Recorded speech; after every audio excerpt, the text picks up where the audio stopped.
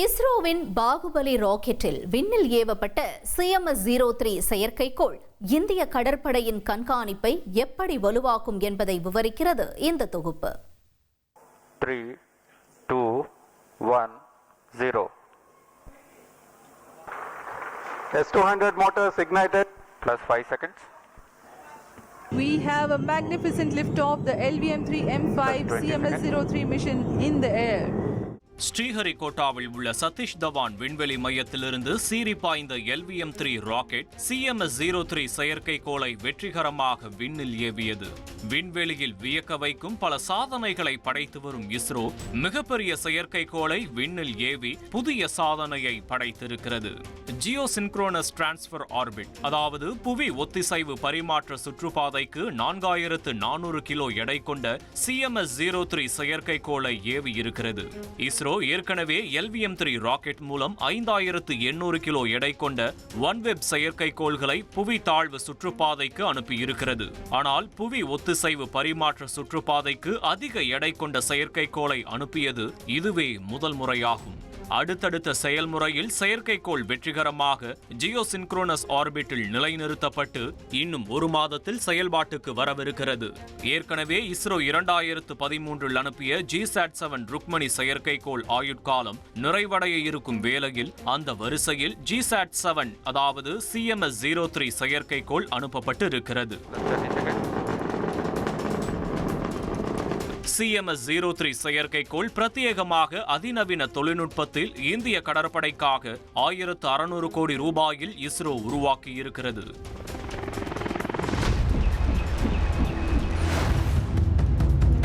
CMS-03 செயற்கைக்கோள் கடலோர எல்லைகளை கண்காணிப்பதுடன் கடற்படையின் தகவல் தொடர்பு வசதிகளை மேம்படுத்தும் என தெரிவிக்கப்பட்டிருக்கிறது. இந்திய பெருங்கடல் பரப்பை வானிலிருந்து கண்காணிக்கும் செயற்கைக்கோள் அட் அ டைமில் என்ன நடக்கிறது என்ற தகவலை இந்திய கடற்படைக்கு கடத்தும். தகவல் பரிமாற்றம் சீக்ரெட்டாக, அதாவது யாரும் இடைமறித்து அறிய முடியாத வகையில் இருப்பதாலே ருக்மணி என்ற பெயர் அதற்கு வைக்கப்பட்டதாக சொல்லப்படுகிறது.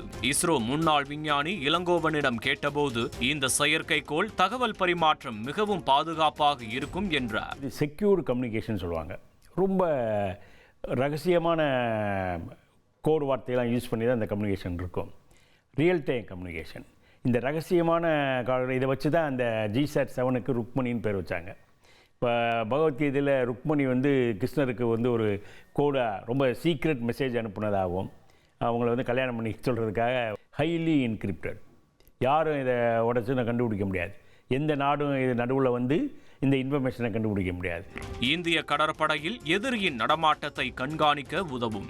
அதாவது இந்திய கடற்பரப்பில் CMS-03 செயற்கைக்கோள் பார்வையிலிருந்து ஓடவும் முடியாது, ஒளியவும் முடியாது.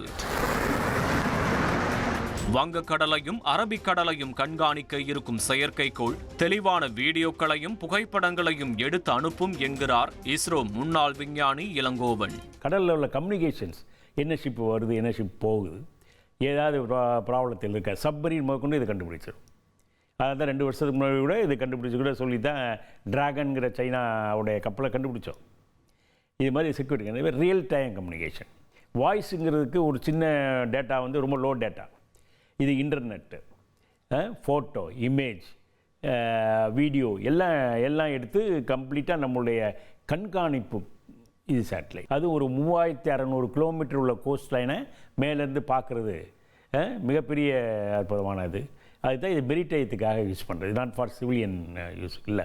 இன்று எதிரியின் ஒவ்வொரு நகர்வையும் கண்காணிக்க வலுவான செயற்கைக்கோள் கட்டமைப்பு மிக முக்கியமாக இருக்கிறது.